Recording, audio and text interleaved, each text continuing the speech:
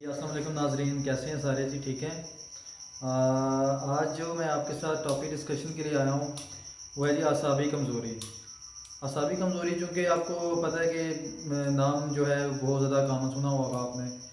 जब भी कोई पेशेंट आता है वो यही कहता है जी मेरे जो गर्दन के पट्टे हैं, मेरे कमर के पट्टे हैं, मुझे जो है स्पाइन के जो मसल्स हैं वो बहुत ज़्यादा कमज़ोर, बहुत ज़्यादा पेन रहती है वहाँ पे, उसमें बहुत ज़्यादा कमज़ोरी होती है। तो असाबी कमज़ोरी बेसिकली होती है कि जो हमारी न्यूरॉन्स होती हैं उनकी वीकनेस होती है, उसके साथ जो आसाब होते हैं उसके साथ पट्ठों का भी जो है मसला शुरू हो जाता है। वो आसाब होते हैं जो हमारी न्यूरॉन्स होती हैं वो हमारे आगे पट्ठों को जो है वो उसको इनर्वेट कर रही होती हैं, उसको आगे सिग्नल्स दे रही होती हैं एक्शन के लिए। तो जाहिर सी बात है जब पीछे से सिग्नल ही वीक आएगा, जब वो सिग्नल देने वाली चीज़ ही कमज़ोर होगी तो पीछे आगे से पट्ठे जो हैं वो भी उसका तरह का रिस्पांस नहीं देंगे और मस्कुलर वीकनेस शुरू हो जाएगी, दर्दें शुरू हो जाती हैं। तो इस तरह करके तकरीबन समझ लेकिन 90% हमारे पास जो आउटडोर में पेशेंट्स आते हैं वो आसाबी कमज़ोरी के साथ ही आते हैं।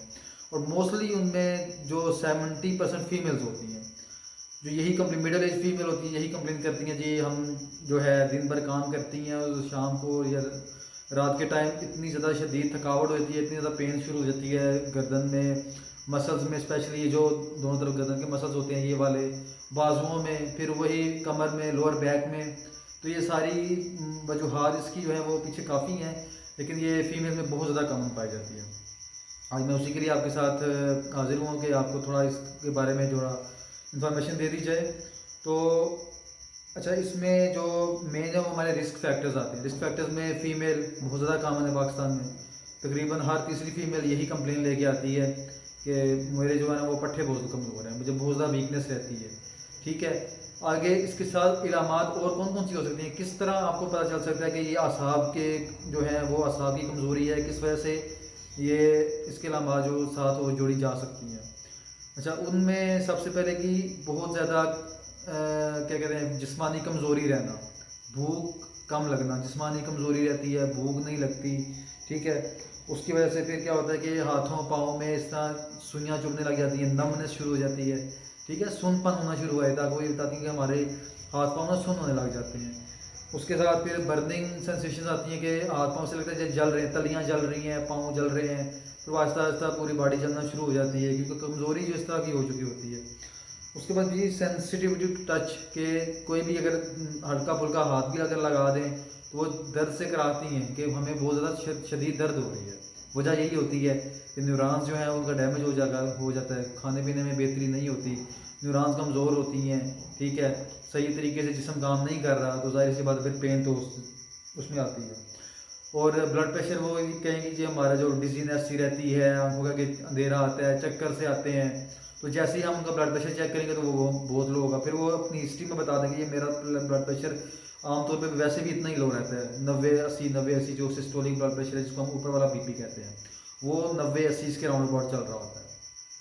अच्छा, ये तो आ गई इलामात जो उसके साथ एसोसिएट कर रही होती हैं। ठीक है, उसके बाद हमारे पास आती हैं जी रिस्क फैक्टर्स। सबसे पहले फीमेल हैं, फीमेल, उसके बाद डायबिटीज़ है। ठीक है, जिनको शुगर के पेशेंट हैं, ठीक है, जिनको कंट्रोल नहीं रहती, उनके असाब बहुत जल्दी मुतासर हो जाते हैं, उनको फिर वो पेन, टांगों में दर्द, खिंचाव, नमनेस, ये सुइयाँ चुभना, ऐसे कहते हैं कपड़ों में ये कीड़ियाँ चल रही हैं, इस तरीके की जो फीलिंग्स है वो उनको आना शुरू हो जाती है। ठीक है, ये सारी न्यूरोपैथी होती है, न्यूरोनल पेन इसको कहते हैं, असाबी पेन, असाब कमज़ोर हो जाते हैं तो उसमें ये फिर शुगर के पेशेंट हैं इनको बहुत ज़्यादा प्रोन होते हैं। फिर है जी हमारे पास मल्टी वाइटामिन, स्पेशली ये बहुत ज़्यादा कॉमन है क्योंकि हमारी डाइट इतनी अच्छी नहीं होती। मल्टी वाइटामिन, इनमें मल्टी वाइटामिन बी कम्प्लेक्स और भी होते हैं, विटामिन ई भी है, एंटीऑक्सीडेंट्स होते हैं। जब हम ये नहीं लेते तो हमारे जो न्यूरॉन्स हैं उनको जब एक प्रॉपर डाइट नहीं मिल रही है उनकी अपनी नशोनुमा के लिए, तो डेफिनेटली वो जो है आसाब कमज़ोर होंगे और रिज़ल्ट क्या होगा जी, वो पट्ठे कमज़ोर हो जाएंगे। ठीक है, विटामिन बी डेफिशिएंसी। उसके बाद जिन पेशेंट्स को काला यरगान है, पीला यरगान है, जिगर फेल हो चुका हुआ है, गुर्दे ख़राब हो चुके हुए हैं, ये थायराइड जो गिल्लड़ जिसको हम कहते हैं इसका मसला जिनको होता है, ठीक है, उनमें भी ये मसला जो है ना वो बहुत ज़्यादा होता है, असाब जो इनके कमज़ोर रहते हैं। ठीक है, तो ये बताने का मकसद ये है कि इनमें ये सारे टेस्ट करवाने होते हैं, जो आपको मसाइल बताए हैं, ये वजूहात को हमें देखना होता है कि किस वजह से इनका मसला जो है वो ठीक नहीं हो पा रहा है, किस वजह से इनको असाबी कमज़ोरी है। फिर डाइट, डाइट में भी आपको बताया है कि खाने पीने में बात परहेज़ी करना या डाइट बहुत ज़्यादा, जिस तरह औरतें डाइट करती हैं वेट कम करने के लिए, उनमें फिर ये चीज़ें आना शुरू हो जाती हैं बाद में। अच्छा, उसके बाद हमारे पास स्टीरॉइड्स इंटेक फीमेल हैं, हमारे पेरिफेरल एरियाज़ में मोस्टली नीम हकीम बैठे होते हैं, फीमेल्स जाती हैं, कोई भी मेल भी अगर जाते हैं तो वो आके वो बस एक स्टीरॉइड का टीका रखा होता है, पेन किलर्स होते हैं, वो टीका लगाया तो एक दफ़ा तो लगता है कि बंदा बस मैं जो है ना वो बिल्कुल ज़मीन के ऊपर उठ गया हूँ, ठीक हो गया हूँ। लेकिन वो जो टीका होता है वो बेसिकली अंदर से बेड़ा गर्क कर रहा था उस बंदे का, उस पेशेंट का बहुत ज़्यादा अंदर से बेड़ा गर्क हो रहा है।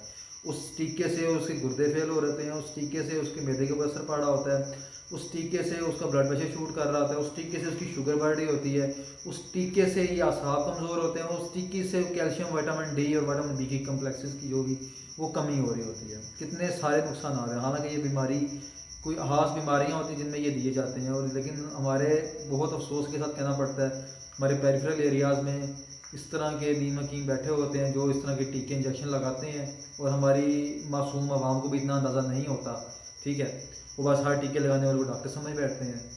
तो ये चीज़ ज़हन में रखनी चाहिए कि ये जो इंजेक्शन होते हैं ये हर चीज़ का, हर बीमारी का इलाज नहीं होता। इनके जो वजह की, इनकी वजह से जो आगे मसाइल पैदा हो रहे थे वो इनकी कम्प्लिकेशंस आपको नहीं पता, ये आपको एक डॉक्टर ही बता सकता है जिसको इसके बारे में पता होता है। डॉक्टर भी कौन सा, जो MBBS डॉक्टर होते हैं। अच्छा, ये तो आपको मैंने वजूहात बता दी। आगे जी, जब वजूहात आपको पता चल गई, असाब कमज़ोर रहते हैं, वज़न कम हो गया हुआ है, खाने पीने में और नींद में दिल नहीं लगता, ठीक है, और बाकी जो भी अलावा मैंने आपको बताई, हाथ पाँव सुन्न होना, इस तरह की चीज़ें सारी आपको फीमेल आके बताएगी।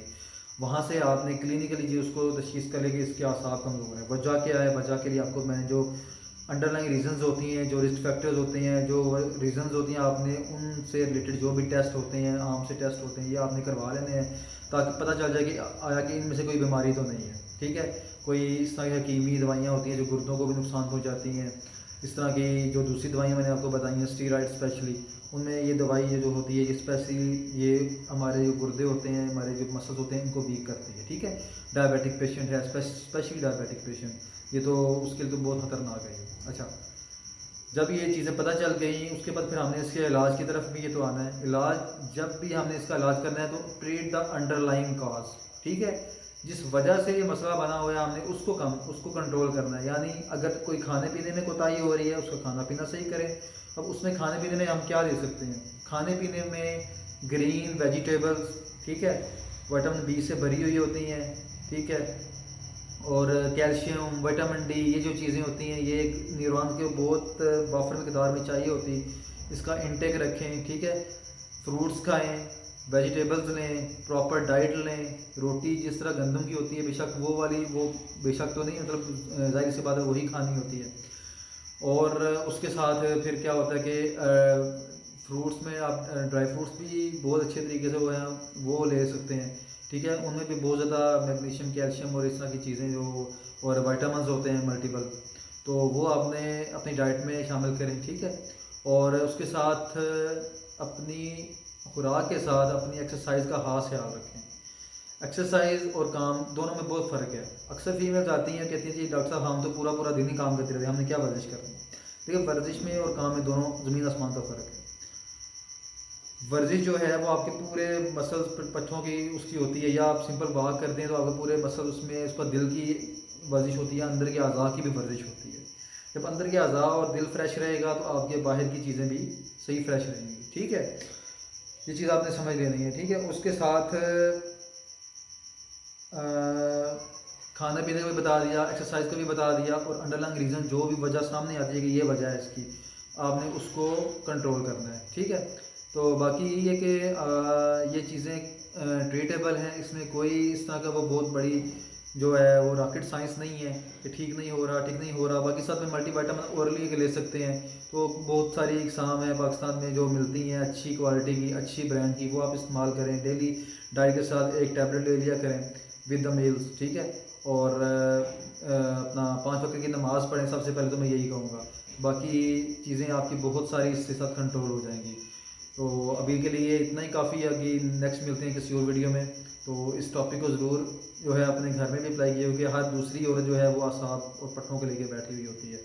तो ये चीज़ें करेंगे उसके साथ तो इंशाल्लाह आपको मेडिसिन खाने के लिए मतलब उसकी तरफ भी नहीं जाना पड़ेगा। तब तक के लिए अल्लाह हाफिज़।